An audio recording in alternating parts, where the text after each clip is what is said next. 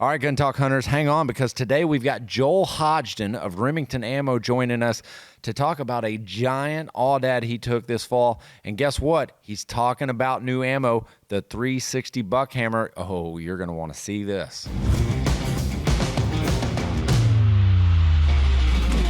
This episode of Gun Talk Hunt is brought to you by Ruger, rugged, reliable firearms. All right, welcome in all you Gun Talk Hunters. I'm your host, KJ, and I'm gonna be real honest with you. I've got a gentleman here on the line right now that we all wish we could be. Mr. Joel Hodgdon, how you doing, brother? Good to see you, KJ. Thanks for having me back. Man, it has been a whirlwind fall into winter. We're now into January, and I'm going to tell you right now, this fall, sheer madness. For me, started in Alaska and went, my gosh, West Texas, into Oklahoma, Wow. through Louisiana, everywhere. You've been the same. For sure. Yeah, it was a great season. And for me, deer, elk, I did my first aoudad hunt, and that was a ton of fun. They call that a poor man's sheep hunt, which if you haven't done, you got to go try it. Tons of fun. I haven't been, but as long as you bring it up, I'm going to let you tell the story because, and for anybody that knows aoudad, he shot an absolute hammer of a ram. And honestly, like when it popped up in my Facebook feed, I was like, holy crap. And I called Ryan immediately and I was like, you got to see it. He goes, I saw it. But yeah, that was honestly from the fall. That was one of my favorite photos because that thing is just an absolute giant. Well, I appreciate it. I got lucky and I had a really good guide, great habitat. We were in West Texas and, shout out to my outfitter, High West. They just did an awesome job for us. My ram was, I think, just shy of 32 inches. And if I understand right, the SCI record's somewhere around like 38, 37. So he was a big boy. I could have records aside. Records aside, like you sit there and you look at it, and I mean, you just notice by the photos. I mean, it's just huge, massive. And when you see them 600 yards off, and you're slinging lead, right? They don't look that. You get up on them, and I mean, they're big boys for sure. Really, so there's beautiful. There's no ground shrinkage. No, I mean, it's a sheep, right? So it's not like you're walking up on this big, huge-bodied elk, and you gotta have 3 dudes to help drag them along, but. Right. The aoudads they're cool critters for sure. And in that, I was kind of West Texas area, like I mentioned, hunting these things and just perfect habitat for them. I mean, you don't think Texas and 5,000 foot of elevation, but that's what it was. We got back from our hunt and I was actually out hunting scimitar oryx, a little after you.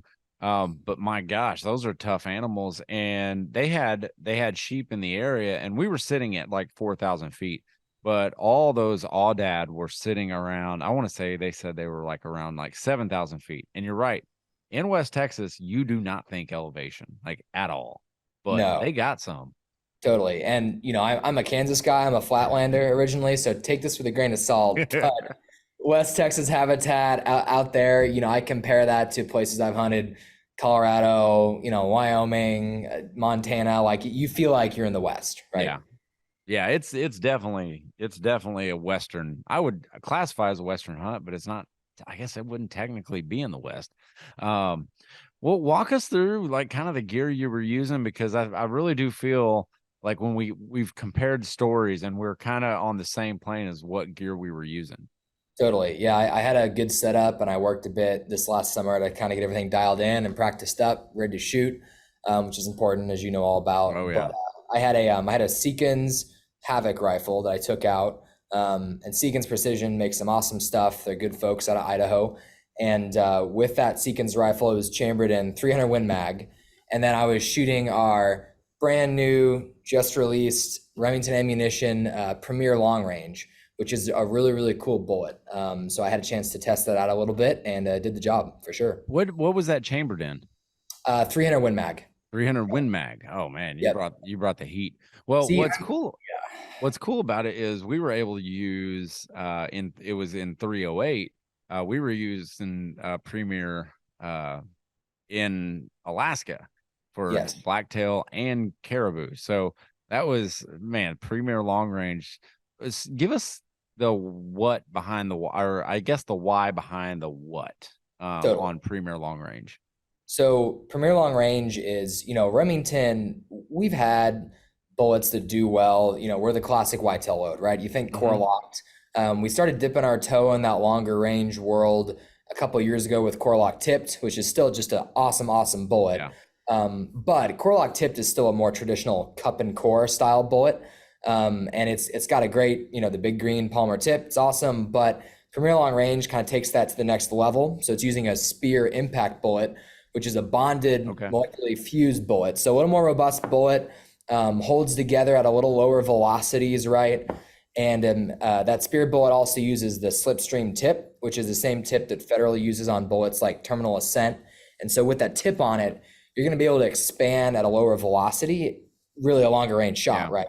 Than you would otherwise. So the why behind it is we said, hey, Remington needs like that long range hunting load in our lineup. So now, if you're a core lock guy and you want to go out west, core lock tip's a great option. Premier long range is a little bit nicer option, a better option. But now we've got some stuff for you to pick from. So that was kind of what we were thinking. And I think that's a great idea to offer guys, because I mean anymore guys are wanting to really kind of utilize like one bullet to kind of rule them all, which is sometimes that's a good thing, sometimes a bad thing. But one thing you get out of the long range is that, man, if you really want to go dial yourself in, take your hunting rig out to longer ranges, and then, man, when those 300-yard, 400-yard shots present themselves, it's so much easier. Totally. You got to trust your gear, know your dope, prove it out, go out, throw it all into your app, throw it all into your dope sheet, whatever you want to do, Yeah. and then shoot it, right? I mean, I tell guys like, hey, don't just buy it, sit on it and take it out there. You want Right. to buy some ammo, and it's a little self-serving as an ammo guy to say, hey, go shoot some ammo, but go Yeah. shoot some ammo and Yeah. shoot that You're load at the range and shoot it at 200, 300, however far your range will let you shoot, and just yeah. make sure you're on the money, right? Yeah. And it's funny you mentioned, like, yeah, the ammo guys telling you to go shoot more ammo. You're like freaking swimming in it.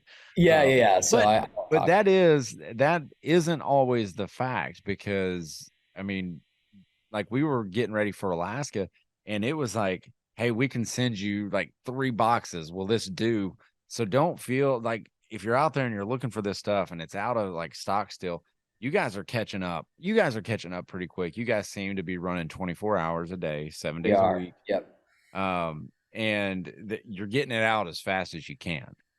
Totally. Yeah, we are. I'm in the factory right now and I can hear everything kind of cranking behind me. So I mean, we're still moving 24/7. And I know like trap and skeet loads have been kind of tough to find Yeah. still.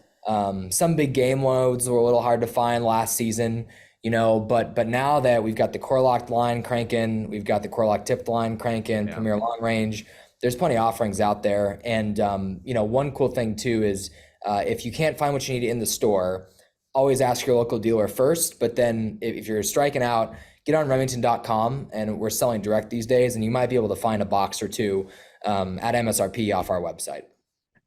It's an easy way to do it for sure. You didn't really like talk about the aoudad hunt. Now we're gonna jump I back know. in, and I want a hunting story. I want to hear how that all played out, because, aoudad, like, they live in beautiful places, but they live in rough terrain. And this isn't any guy I talked to that has hunted aoudad has always said like they would go back in a heartbeat, and it was a tough hunt. It's not like you go to an outfitter and you sit in a box blind and you kind of sit there and wait for a while, and all of a sudden something shows up right on cue. It's almost like they release them from the gate. This isn't that hunt.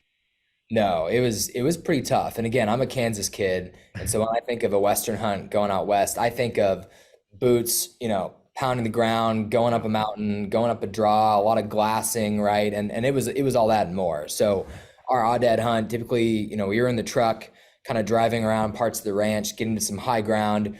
We'd stop and kind of glass, look around, see where the herd's at, and then we'd try to find a group of aoudad. And once we could kind of get a good look at them, we'd put a stock on them and figure out, hey, where are they headed? Where do we want to take a shot? And I mean, I think one guy in our group got lucky and might have shot one at a couple hundred, 200, 250 yards, but that was the closest shot. I know the rest of us shot at like 450 yards out to 600. So No kidding. yeah, there were a couple long shots for sure.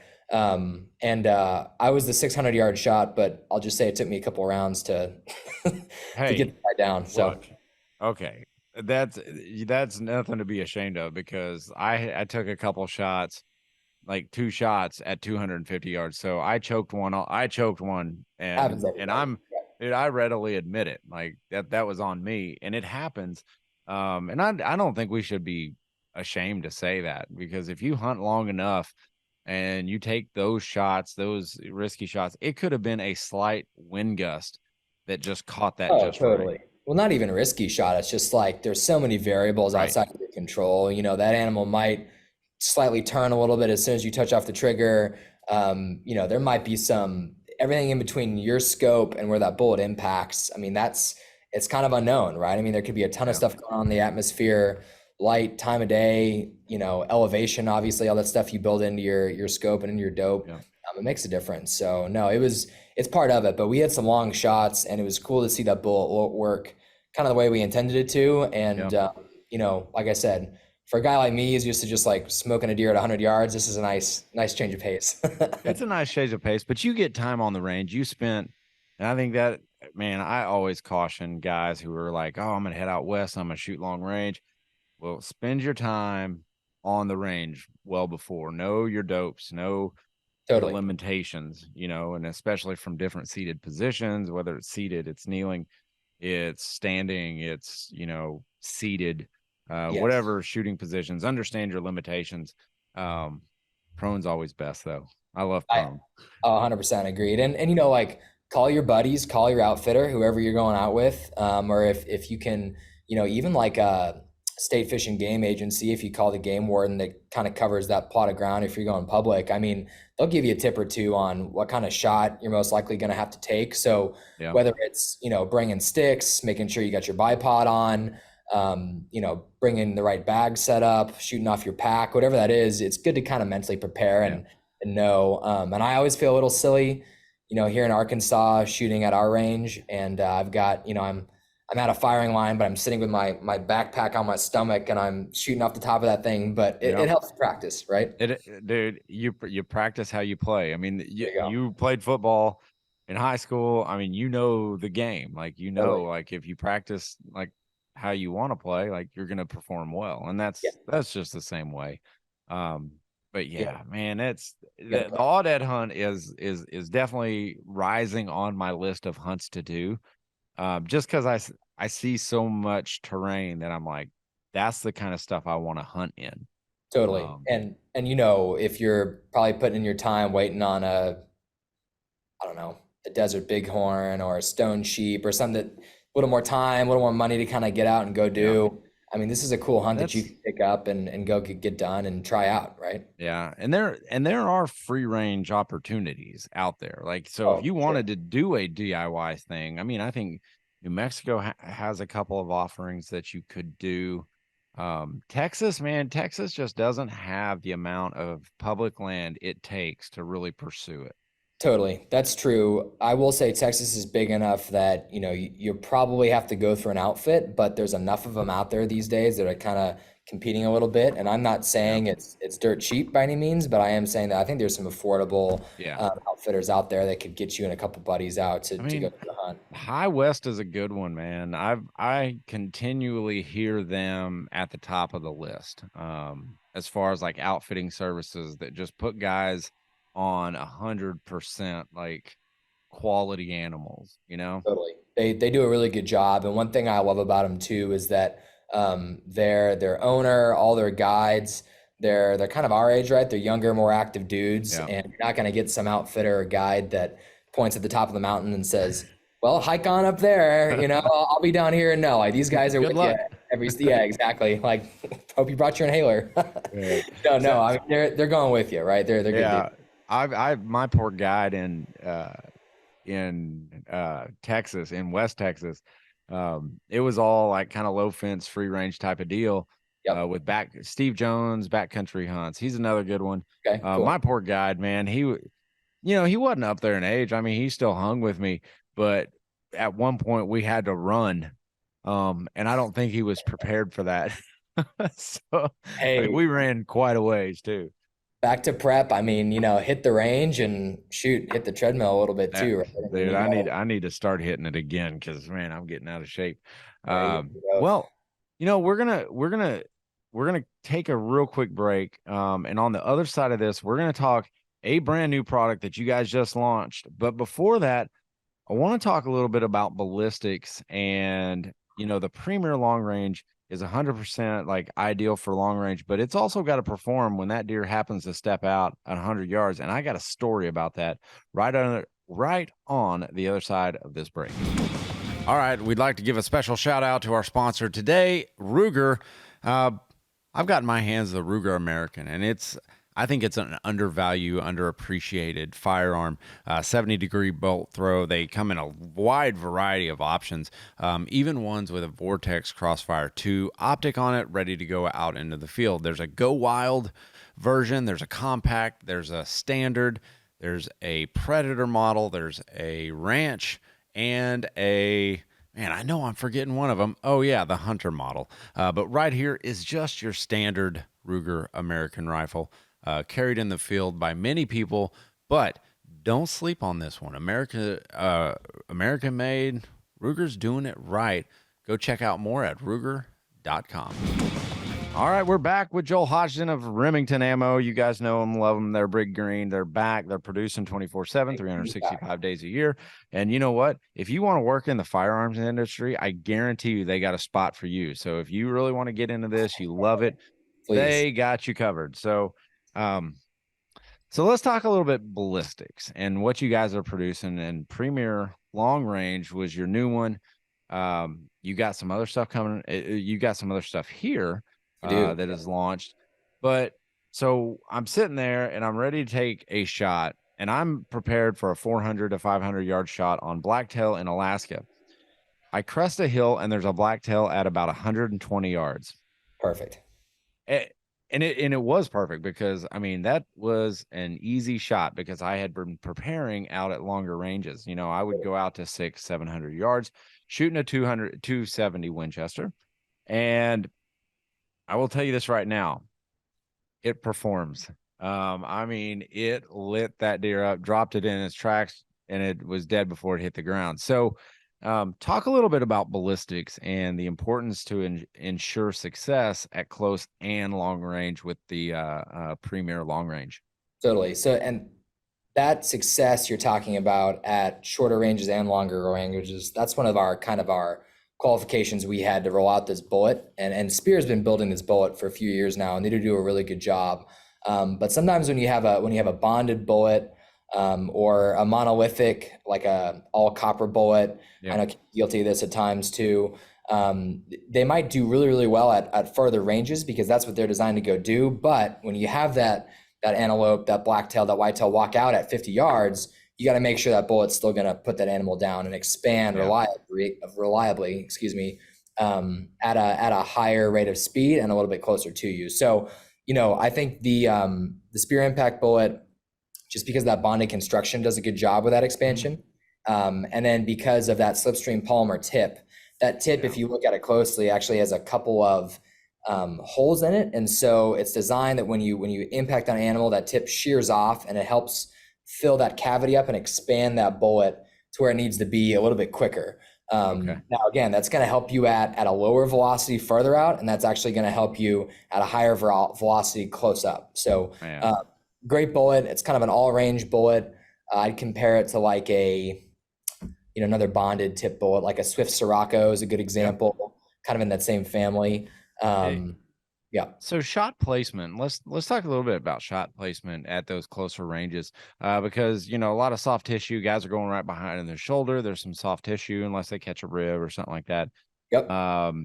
Where's your go-to spot for a bullet like this, for like the terminal performance? Yeah, I mean, obviously depends on the game, right, and on the specific animal that you're going after. But something like a deer, a mule deer, even an elk, at a closer range like that with a bonded tough bullet like this, I'm not worried about it breaking apart. I'm not worried about the jacket and the core separating. So Yeah, honestly, I'm probably shooting straight at shoulder, and I'm going to try to hit vitals and then break a shoulder, right? Because man, I know they're not going that far on one leg, right? So you can get a uh, second shot. you That's my sound favorite. exactly like me. Like dude, I love a high shoulder at close ranges.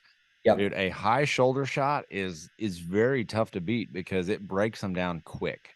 It breaks them quick. I mean, you could potentially make an argument that, hey, you're going to lose little bit of meat that way, and that's true if you're plowing through a ton of shoulder. But man, if you can break that shoulder bone and put them on one wheel, they're not going too far, No, and you're probably not going to ruin a ton of meat in the process. no. So, And the initial shock of it too. I oh think my the gosh, term like that, I guess is like terminal shock that that bull is carrying so much energy yes, that it causes damage. So even if you're going like a high shoulder, I'm still kind of high shoulder, a little bit back, maybe an inch and a half or so. yeah, I That's where think I like to place it. that's great placement. And again, depends on your game, right? Yeah. And distance and all that good stuff. Man, And then, okay.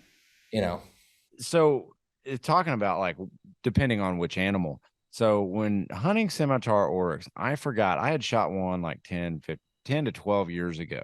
cool. And I forgot how thick that hide is on their shoulder and like their basically upper half of their body because they're used to these freaking jungle cats, these lions jumping on their Chase them. back, and that Yeah. added like skin protects them. Yep. Um, I was amazed that we used like some core lock tipped on that, and that was shocking. Man, I'm telling you that it eats through that thick hide, and I would almost say it's almost like the hide of like that plate behind on a hog's shoulder. Okay. Yep. It's almost like that. Like I forgot how thick it was. Or how is the aoudad's hide and skin when you were using the premier long range? They're pretty thin skinned, right? I'd Okay. say, on par with a whitetail. And again, I've only been on this one oddhead hunt. I'm not an expert. I'm sure we've got No, some. by the judging by the one you shot, I put you in an expert category. Give me Too a bump late. up. An intermediate, let's just say. But Yeah. no, I'd kind of compare them to like a whitetail as far as how tough they were and how they responded to getting hit with some of these bullets.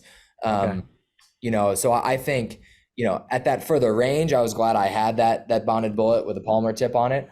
But that being said, I think if you could get an odd at 100 yards, you could probably just use like a core locked, something a little more traditional, and Yeah. be just fine, right? I think when you start getting into the oryx, the elk, even big Yeah. muley territory, you probably want that bonded bullet just to Yeah. plow through that shoulder and beat all that tough hide, right? See, I like your story on, don't discount the old favorites. Don't discount the traditional core lock bullets because that's the original deadly mushroom. Like, let's I not mean, forget about that. it's worked for 80 years now plus, and it's Yeah. killed more deer than probably anything else. I mean, anything in that classification, look, if you're inside of 300 yards, let's just say, 200 for Yeah. sure, man, it can't be beat, right? Yeah. And that's what's cool. But so we talked about the old. Let's talk about the new that just launched. For What do you sure. got for us? So this is brand new, and I'm super excited to tell you guys about it. So we were talking west, now we're talking kind of east. So Remington Okay. rolled out a brand new cartridge, right? It's our first new cartridge, first new caliber in 10 years, and we're calling it the 360 Buckhammer. And KJ, let me show you, buddy. The name kind of says it all, right? But we at Remington Ammo worked with Henry Rifles on the Oh my project. god. And so what we came out with is the 360 Buckhammer, and this is a straight wall cartridge, and it's optimized for lever actions. So it's just a monster, man. It's some of the same bullets that we've used in the 35 Remington for years and Okay. years. So it's a 180 grain or 200 grain bullet for starters. And speaking of the deadly mushroom, it's a core locked, right? So these are Oh, just huge, massive brush busting. I mean, everything we've shot with this thing so far just, falls over. It's great. over. Tons of fun. Oh my gosh. So whose brainchild was this? And I mean, we are in an age right now where we are seeing more and more new cartridges come out. Uh, why is that? Is that just like technology has just advanced our industry or the ammo industry so Yeah. much that you guys can't keep up? That technology is a big part of it. I mean, just in my, so I'm a gunpowder guy, right? I mean, just in my lifetime, the advancements in propellants alone, Yeah. temperature and sensitivity, better metering with graphite coatings, all these different things have kind of combined to really produce just better velocities, right? You can push a bullet faster than you ever thought possible, with different kinds of, cartridge and head spacing. I mean, I think we've seen a lot of innovation on the extreme far end of this spectrum, as I would say. So Hmm. you think about like the PRCs and the new Nosler cartridges, the new Weatherby Yeah. cartridges. They're bigger, faster, stronger. The new Remington 360 Buckhammer, it's a little bit different, right? Because it's not Yeah. designed to go off and, you know, laser beam an elk at 1,000 yards, right? Yes. It's designed for the guys in Ohio and in Indiana and in New Yep. York that are whacking whitetails in the bush. They want to use a straight wall cartridge, or they have to use a straight wall cartridge by law, but they want to use it in a lever gun. And you think Yeah. about 4570 is a good option there, but it's just total overkill. Right. And then on the other side of it, 350 Legends great, but it's a little underpowered, and you can't really use it in a lever gun, right? So if Right. you want to shoot a deer with a lever gun, we're kind of thinking 360 Buckhammer is, probably the way to go. Man. So, all right. So I know you guys have been testing it. I know someone has had to like shoot something with that already. I mean, so what was Totally. the first confirmed kill with the 360 buck hammer? And I want to know names. You want to know names? Yes, I want to know names because I want to call them. And say, hey, no, well, I'm actually ashamed to admit this. I wish it was just a big, massive buck, but it wasn't. It was a black bear, I think, is what we took down No first. kidding. Which I think goes to show you something, right? I mean, this Yep. cartridge, so last fall, last hunting season was really the first time we had some test rounds for 360 Hmm. Buckhammer running around out there. And so we took this cartridge. I had one of these behind me. Oh, that looks great. Isn't that fun? So we took the cartridge to Africa for plains game. It's been to Canada on big, big black bear hunts. It's shot plenty of whitetails, feral hogs. I'm probably forgetting a thing or two. I mean, it's been a deadly on whatever we've shot it at, which is great. Yeah. But the first guy to shoot it was our president, Jason Vanderbrink. So hey, the Oh, good for boss him. man gets the And first whack. and I'm going to tell you this, that dude he's a slayer. He's a good dude. Totally. Yeah, But he walks the walk. He shoots a ton of stuff, which yeah. is what you Well, want. I mean, that's kind of the goal is to have like-minded individuals and people who actually do this leading our industry, and leading companies like Remington. I mean, that's the whole goal. And not to say there's not people who can't do that outside of our industry, but man, it's so reassuring when I hear like, oh, the first one killed was, from a president or a CEO or a vice president or something like that. And I'm like, oh, they're out there doing it. So I'm glad you're happy about that. Our engineers are probably like, oh gosh. I hope it works. The boss is going first. Oh no.